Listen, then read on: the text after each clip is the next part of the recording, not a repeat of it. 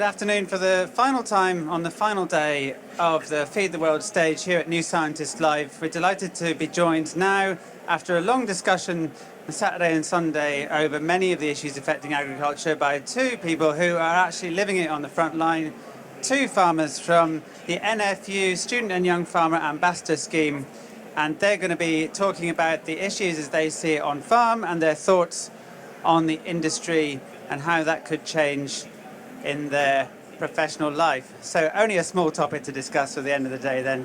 So I'm delighted to be joined, as I say, by Dan Hawes and Thomas Saunders, and we were hoping to have Jessica Langton, but she has unfortunately fallen foul of the transport issues that have affected a few people over the last few days. So first of all, I'm going to invite Tom. Why don't you just tell us a bit about what sort of farming you're doing in your neck of the woods? Yeah, so hello everyone. So as Andrew kindly said, my name's Thomas Saunders. I'm currently at Harper Adams in my final year studying rural enterprise and land management.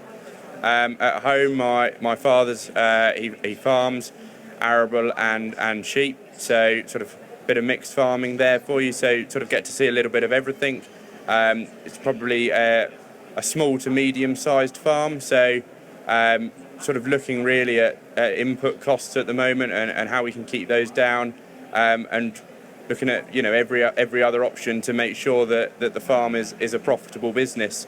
So that's really my background. I'm quite interested in education, which is why sort of I've come into this role more than sort of just straight farming, because I am interested in sort of educating the next generation and speaking to the general public and sort of working out that why we're farming and where we're going from that with farming, and why it's good to keep talking and to maybe bust some myths as well in the future. So yeah, that's pretty much me, and today I'm going to be covering the topic of sort of land use, looking at sort of our agricultural area currently, woodland, energy crops, countryside stewardship and elms, whether it is going to happen or not, looking at different topics like that, as well as sort of urbanisation and building, as to, really we've got land is a finite resource, so we've got to use it to the most effectively we can, and it's breaking down how we can do that. So all from me to start with. A few big topics there we'll come back to, but first of all, let's hear from you, Dan, as well. Whereabouts in the country are you farming, and what type of farming is it? Good afternoon. Welcome, first of all, to all of you to our talk. So I'm Dan Hawes. I used to be in arable farming up in Suffolk, and I've recently moved down into fruit farming down in Kent. So I work for a soft fruit grower, sort of North Kent. We grow strawberries, our biggest crop, raspberries, blackberries, and then also a lot of arable and sort of woodland, wildlife, grass, all that kind of jazz. And my kind of topic for today is to be based more around kind of one of the main challenges even in our industry, which is labour, and arguably food prices, which currently is a very topical subject with the crisis of living crisis, that one. So yeah, that's what I'll be talking on today. So there's a real theme of scarcity here from both of you, and let's just stay with you for a minute then, Dan. So migrant labour has been a big topic in the general and the mainstream news for a multitude of reasons, particularly since Brexit. The seasonal agricultural workers scheme is one of the jargony bits that farmers are very acquainted with. It caps the number of workers from overseas that can come in to help harvest crops, and it's the NFU's assertion that it's capped too low, and therefore there's a shortage of migrant labour and a shortage of British labour to harvest the crops that we are able to grow. And is that what you've been seeing there in North Kent then? Yeah, I mean, there's been certain points a year, particularly at the beginning, where growers are short of labour. Like Andrew said, I think the government allowed me, and correct me if I make this wrong, they've allowed some like 30,000 seasonal visas. But I believe anything other people knew that we needed at least double that, and they did up it to, I think it's 40,000, which is still not enough, because the industry knows what they need because they do it year on year, and the government doesn't quite seem to listen to it. But and the other issue that we've had this year is they've changed the minimum pay rate that we as a fruit industry have to pay them. So originally it was £9 something, it went up to £10.10, which is about a 13% pay increase overnight. And on an industry like ours, where labour is our biggest cost, probably half of our outgoings, 13% overnight on your biggest cost is a huge outlaying, and that has a massive effect on the business performance. That could be a margin in some people's business, wiped out potentially. And that is not to say, of course, that you would begrudge people at the lower end of the income scale earning more money, but it is simply that when you try and pass that cost along to the supermarket or another outlet, there is some real resistance there, isn't there, that is holding down the price of your output, and then therefore that's creating a real challenge for soft fruit businesses and businesses of all types in agriculture. Yeah, absolutely. So a good example is a punnet of strawberries in a shop probably costs you £2, £3. I bought some yesterday at £3 a punnet, but it's the end of the season, so it's probably more expensive. But the price of strawberries has not changed really since the 1980s. So we're getting paid the same amount for our produce as we were 30 or 40 years ago. But you can imagine in that time, labour's gone up, probably doubled, tripled since the 80s. Not to mention fuel, energy and everything else in the last couple of years. So as an industry, we're trying to do everything we can to do that. But at the same time, labour being the biggest cost, there's only so much we can do. We're also governed by people we sell to. Prices are agreed in advance. And you could argue that, I'll just do a quick tally. Who here would like to earn more money out of everyone in the audience? Generally, most people would. And who here wants cheaper food prices? Again, most people would. But then in our industry, the reality is you can't have both, because you can't have cheaper food and higher wages, because if the wages go up, your production costs go up hand in hand. And that's partly because the fruit industry is very labour intensive. We harvest by hand, we plant by hand, a lot of the jobs are done by hand. And it's the same across, fruit, veg, so be it soft fruit, top fruit, veg, lettuce, salads, they're all in the same boat. And it's really hard to pass it on to the customer when everybody else is also trying to reduce their costs, lower their spending. At the end of the day, strawberries is generally what is like a luxury item. It's not your milk and it's not your bread and it's not your butter. But at the same time, we also got to encourage everyone to buy their 5 a day. Fruit's a very healthy fruit. It's very good at looking after the heart. It's very good at looking after the blood sugar levels. It's got lots of stuff for the immune system. It's good to help you concentrate. There are lots of benefits that we can put in this fruit that the public might not necessarily realise, but they might not want to buy if prices go up too much. And that's a big challenge for us, is trying to get the message across that, we're trying to do what we can, but there's lots of benefits in this product as well that are good for the consumer. And the upshot of this dilemma in reality is that some businesses are considering whether to continue with a labour-intensive enterprise like soft fruit, and they may even choose to not carry on in future. Is that the case? It's very tricky for a lot of people at the moment. There is a big move towards robotics, so you've just heard from John Deere. Automation is a big thing, and there's a lot of investment money going into automation. But the reality is it takes a long time to develop something from an idea to reality. So there's a number of companies out there that do strawberry picking robots, which is why our biggest cost is harvest. And the company I work for has been working with the company for a number of years, and we've now got one field on our farm that's picked solely by robots and the team that look after them, which is great, but it's not quite there yet. And I think the first company that gets there will make it big. But the reality is the robots aren't perfect. They don't pick everything. The quality might not always be the best. They can't. If it's a leafy crop, it's all very crop dependent. The robots can't see everything that the human can. A human can see. They can see sight. They can do feel, and after a while they learn what they need to pick. And a robot, while it does the same, it's just not quite as quick. Then also you've got to think about the cost of these robots. It might be a more efficient solution labour-wise, but if it's an expensive outlay to start with, it's not really viable. Similarly, if the speed's not there, it might be able to pick really well, but if it picks 10% what a person can pick, again, it's just not economically viable. So it's the first company that can find an economic robot that's cost-effective and fast enough. Similar to the John Deere chap was saying, we might move to an industry where we have smaller robots, but more of them. So like a fleet of robots. That might be a solution. Arguably they can work 24 hours a day, and arguably they don't need holiday. But at the end of the day, if people are more efficient, it's a big cost exercise, but it's not purely down to labour. So there is choices that farm and businesses are driven in to make, and then if we just bring Thomas back in now, there's also choices that are still within their control. So farmers across the country, not just soft fruit businesses, are deciding what to do with their land from an economic perspective, but they're also thinking probably what's best for the environment, what suits best in my area. And some of that could be producing energy crops rather than food. It could be biodiesel to drive those tractors that Chris Wiltshire was talking about. Tell us from what's happening in Bedfordshire then. What are you considering?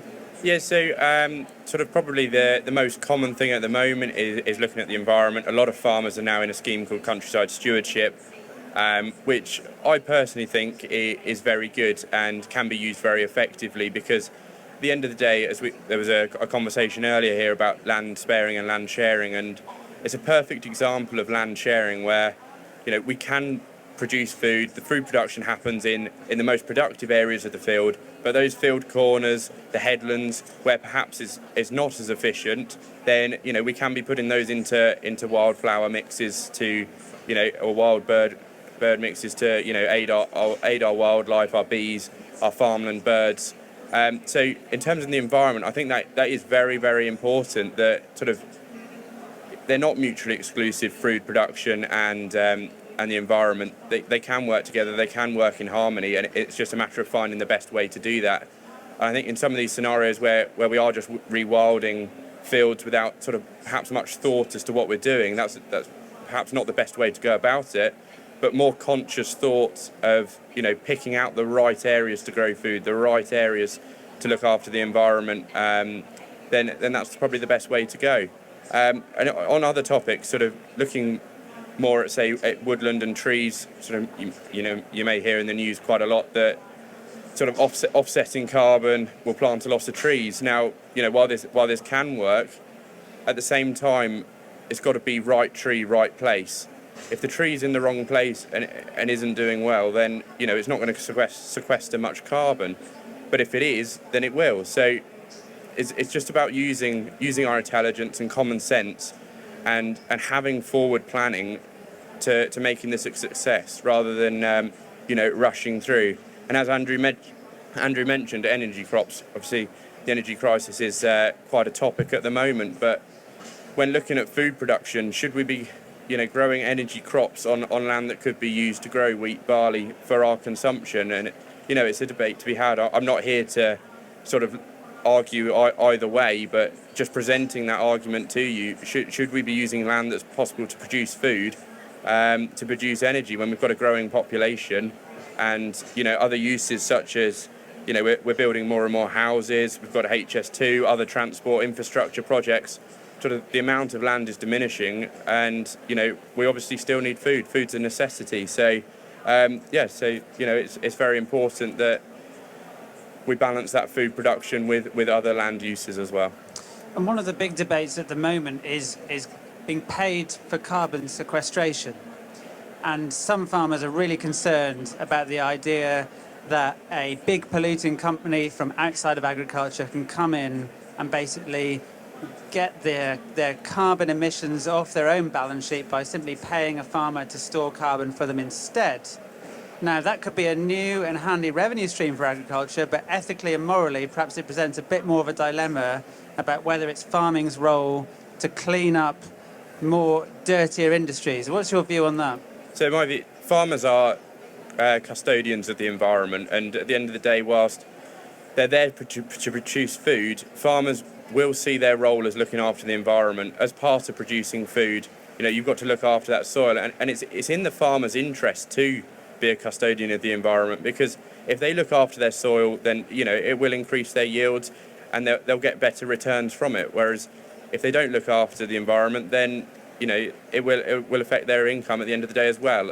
Turning to Andrew's question, my view is that whilst it can be a nice revenue stream for farmers, perhaps it's not ethical, because should it be farmers' jobs and agriculture's job to sort of accept the I don't know how you put it, but accept the liability of these other companies? And is it fair that you can be producing all this pollution perhaps in the air, but on the ground you're simply just buying a few trees and a few areas of woodland to offset that? Is that really offsetting? Should the airlines be looking at cleaner ways to fly, cleaner hotels, looking at more sustainable solutions on their own side rather than simply passing the buck to somebody else? So my view probably is that farmers themselves, they're running tractors, they have a carbon footprint, obviously with animal agriculture as well. So farmers need the farmland and the woodland and the area to offset their own carbon footprint, to make sure that farmers are net zero. And it's a huge push to make sure that farming is, net zero by 2040. And so if we're suddenly moving our sort of areas of where we can offset carbon to other industries, that probably leaves us a bit vulnerable, I'd say. Final question before we open it up to the floor then. One for either of you, actually. How would you feel then if the neighbouring farm to you got sold, it was bought up by someone who was just wanted to completely rewild it, it was taken completely out of food production? Would there be any impact on your land from that, and would you have any concerns about that? Or is it we're down to sort of an Englishman's home is his castle? Do we all have the right to do what we want with our own patch, effectively? Yeah, so obviously, everybody's got a right to do with their own land, and you can't say a lot. However, I do have an example in the next village to where I live, and it is happening, and rewilding is taking place. But the problem is, a lot of thistles are growing in the field next door, and these, the weeds are blowing across onto other land. And the problem with that is, then it creates more problems when you are trying to have food production, and you might have to spray that field of grass every year for thistles rather than a bit less, because of the effects of the field next door. So whilst it might not have a direct impact, sort of things such as thistles and docks, they can then become a problem on your land because of that. And it perhaps puts more pressure on you to produce food, not necessarily on a local level, but globally. The more and more rewilding that takes place, the fewer fields there are for food production. I don't know if Dan's got anything to add.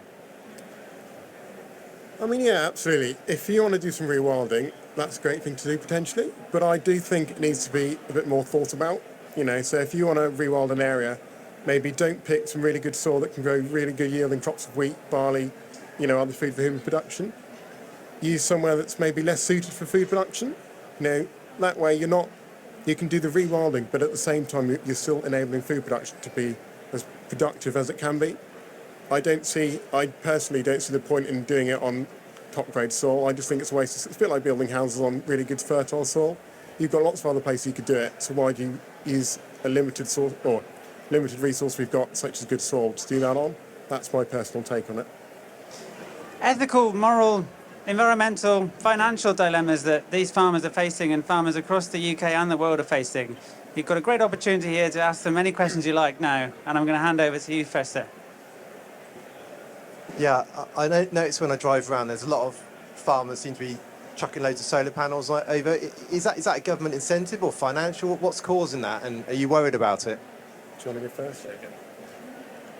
Yeah, I think it's a big problem and discussion in the farming community at the moment, because obviously, whilst solar farms can go on fields, perhaps there's plenty of warehouses going up currently, personal homes, domestic homes as well. Obviously, there's people more highly qualified than me to talk about it, but why there's not sort of more in government policy perhaps requiring new warehouses, new buildings, new properties to have solar panels, I don't know, because obviously we've got to make use of every resource we can, and land is a finite resource with many land uses required on it. So solar panels are, they can be perfectly put elsewhere in other areas. So my view is that, no, I totally agree with you.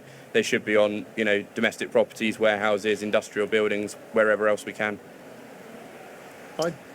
Can I add to that, Andrew? Yeah. I just want to add on to the solar panel fact that there's a lot of innovation going on in farming and B in solar panels. So this is not, as far as I'm aware, government fund or anything, but we've got some trials going on at work with what we call solar poly and solar glass. So we've got basically solar panels that let light through. So we've got part of our glass house has got a wall in it, and that's purely solar glass. So this is just a trial to see what happens. So the theory is that obviously glass house, all glass, light in, heat, all the rest of it. The theory is the light can go through, but you can also trap that heat, well not heat, the light energy in that glass at the same time. Similarly with solar panels, we've got some strips on a few of our polytunnels. So the light goes through into the tunnel, you still get the crop, but you're also intercepting some of that light for electric energy as well. And the key thing for Mainly the polytunnel, polysolar, is for us going back to the robots. Is if you've got robots in the field in the middle of nowhere, how do you get electric to it? You could dig in a cable, but that's going to cost you an absolute fortune. Or you could charge them using renewable energy in the field, and that can be moved. So if I've got a field of strawberries into polytunnels in the middle of nowhere, I can put the robots in, charge them up using the solar panels, and it's it's a renewable thing. I'm not taking anything out, and I'm not putting anything in as such, energy-wise. But yeah, like you say, for me that's a more responsible use of solar panels because you're not taking up land, you're using what you've already got. A bit like warehouse roofs, you've got the roof space, it's not doing anything, put a solar panel on it. I know it sounds great in theory, in reality it's not always that straightforward. But there's a lot of good things out there we can do to intercept energy that, renewable. It's good. The planning framework's had a massive impact too, where effectively you've seen a ban on new onshore wind up until recently, but in Kwasi Kwarteng's now infamous budget, or not a budget, apparently there has been a relaxation in those rules, so perhaps we could, in the next 5-10 years, be seeing a few less new solar panel fields and perhaps a few more windmills popping up on farms. A gentleman here, I think, had his hand up first. Go back to the solar panels. Are there any examples of people having with very big fields and the solar panels and spacing the rows to allow for concurrent crop growing? Or does that present difficulties for harvesting? So there is, while the sort of crop may not exist yet, in terms of livestock, it certainly does. There's a lot of solar panels out there where sheep will graze in between the solar panels. There's grass underneath the solar panels for the sheep to graze. I've also seen examples of chickens mixing amongst the solar panels. So certainly livestock and solar panels can be worked together. Whether sort of more arable uses can work together, I haven't necessarily seen that yet. Yeah. You discussed rewilding, and you seemed to say that you were in favour where it was on less productive land. As I'm sure you're aware, sheep farming in Wales employs less than 1.5% of the population. 80% of their money comes from subsidy from people like me, and it uses 90% of the arable land in Wales. I assume, therefore, you're absolutely in favour of rewilding Wales. I think it's got to be taken, taken in proportion and different things, and areas where, we've got to look at our Western diet as well. And whilst we have different ideas about crops and things, we also we beat beef and lamb, so we've got to produce it for the consumers. And if that's the way that it's happening at the moment, it is. And on another account is often in areas of Wales and uplands where fields are too steep, fields are too small for arable use. One way may be to rewild, but perhaps whilst we do have these Western diets of beef and lamb, producing meat, that way is one use for these uplands areas. As you say, you're vegan, so that fair enough, and I completely understand your argument as well. So, yeah, I appreciate that. Dan, do you want to come in as we move on? No, move on. Can I just go back to about the migrant labour force that you referenced earlier? Would you acknowledge that we live in an age where communications is very, very important? Now, our Prime Minister and our Chancellor are both on record as saying that British workers are amongst the laziest in Europe. So when Priti Patel responded to requests for an uplift in the numbers of visas, and her response is to say, well, you have to do better as an industry to attract British workers, that your response has to be a bit more precise. You have to really make the case why it's essential that the Home Office allows more migrant workers to come in on these specific terms. And secondly, your industry has been beset with a lot of scandals, namely workers in Southeast Asia having to pay third-party agents in order to come here to work. See, my point in general is that you need to communicate better so that you don't feed into a particular narrative that's very negative? Just on the second point, that is totally, well, we're not allowed to do that, and we make sure that all the people we recruit through do not charge anybody to come here. You know, we recruit through recruitment agencies, and there's no third-party payments involved. That's just not allowed in general, so that's wiped that out. And with the labour recruitment, it's a tricky one because there's a lot that goes on behind the scenes. There's a lot of work that I know different people are involved with, and that is numbering how many people that we need on farm. Like I say, it's normally recurring year after year. We've employed local people, English people. We've done it particularly in COVID, but the reality is for a lot of growers, I think nearly everyone I spoke to has tried it, and it's just failed. You know, people say yes, they'll come to the job, but they just don't turn up. People say they'll take the job, they turn up, then after a week they go. You know, a lot of the work is just they say it's too hard, they don't like it. And I dare say the reality is you probably could earn easier money doing something else. You know, we are outside, we're in all weathers, we're in all conditions. If you had to work in, say, a supermarket, you know, set hours, nice and dry, nice and warm, you know what you're going to get. I do think that there probably is increase, or that we probably could improve communication. Again, there's always something we can improve on, but I do think we try and get the message across. And there's a lot of work that goes on and remains to go on that says we need you know, seasonal workers from abroad. We can't do this by ourselves. And even now, we still try and recruit local people. But the reality is, if anyone does apply, they don't generally stick around for very long. We've got a few from COVID. We probably have about, I don't know, 10, 20 people that came for COVID, and they still keep coming, be it on like a kind of seasonal basis, perhaps not full-time all year round. That's what works for them. That might not work for everybody else. So it's a tricky one. It's a tricky one. It's such an interesting debate because in pursuit of a noble objective, i.e. more homegrown fruit and veg, this is a scenario that's sort of arisen over the last couple of decades. So where we were members of the EU, when migrant travel was relaxed, that saw an upsurge in the amount of horticulture in the United Kingdom. And so we've created a reliance on that labour supply then that in 2016 disappeared. But of course, you know, we still want those businesses to thrive, both for the sake of the farmers that run them and also so as not to offshore more food production to Spain or North Africa. So it's a real dilemma that I think, I hope I'm not putting words in your mouth here, but it feels like successive governments haven't really had the courage to tackle because they would rather it just sort of went away. And really, this is why, you know, your fruit and veg lobbying organisations now are so concerned about the viability of the sector as a whole, perhaps.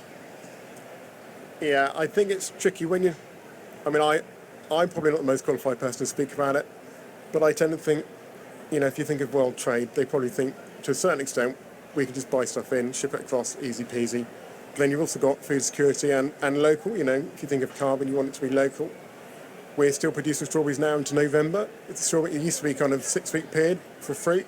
Now we probably start in April and we go through till October, November. It's a lot more longer season. And yeah, what's the rest of the question, sorry? I think you've covered it there, yeah. Okay, good. Yeah. Any more questions about anything to do with farming from our two future farmers here? Yes, sir. With regard to the actual food you grow, how do you decide what crops you grow? Is it food subsidy based? Is it market based? What drives you as into what you actually grow on your farms? We're predominantly market based. So predominantly on the fruit side of it, a lot of stuff's agreed long in advance. You know, so plants that we buy are probably 2-3 years in advance. And then that kind of feeds into our kind of market, if you will. So yeah, that's what it is for us particularly. I would also add that in terms of on the arable side, we do have rotations. So sort of you might not necessarily grow, you wouldn't grow barley every year. You'd have a rotation. You might have wheat, barley, beans, oilseed rape, because sort of the oilseed rape and the beans they can fix nitrogen within the soil.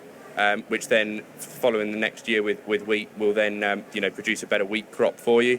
So not only is it on market, but also on what's been grown the previous year and the years before that. In terms of the livestock sector, again, probably market driven maybe, and looking where it is, but that's more sort of as to perhaps when you come to sell your produce rather than looking at growing, I'd say. Thomas, you're what we would call a classic mixed farmer then, livestock and arable all on one farm. What contribution does the livestock play to the arable side of the business? So livestock's key to arable farming as well. Might not be sort of well written about or well experienced. Obviously there are arable farms that don't involve livestock, but one thing you can do with livestock is if you have cover crops, the livestock can graze the cover crops. Their manure is then back into the soil, and which then aids the arable crop. Therefore, so livestock and arable farming work hand in hand, and so I'd say they're important that they are integrated as one system rather than two different systems. And that is one of the challenges that would have to be tackled if there was a big shift away in consumer demand for meat, is it would probably increase our reliance on artificial fertilizer, which is very energy intensive, and we'd have to innovate to find probably a way to manage without manure effectively, wouldn't we? No, absolutely, and with the recent price hikes in artificial fertilizers, manure is becoming more and more important to farmers, and finding those organic ways to keep crops growing and improving yields, perhaps with reduced inorganic fertilizers. Other ways are looking at a digestate, which is very useful. Sort of looking at food waste and things like that, because they can certainly help with yields on the farm. But no, sort of without farmyard manure as such, sort of maybe perhaps the original fertilizer, then farmers will have to look to many other options. Any livestock with you, Dan, or is it all arable? No, I don't like. No. What about hops? Kent's famous for it. Oh dear, just fruit. Yeah. Okay, well, any more questions on arable or livestock growing? Well, in that case, I think we'll probably draw it to a close there. And I want to thank both Dan and Tom for their time this afternoon coming along and flying the flag for British agriculture. And I hope that's given you a little insight into some of the dilemmas that we recognise that the industry will be facing over the sort of months and years to come. And I just wish you both all the best for your farming careers going forward. Thank you very much, both. Thank you. Thank you very much for having us.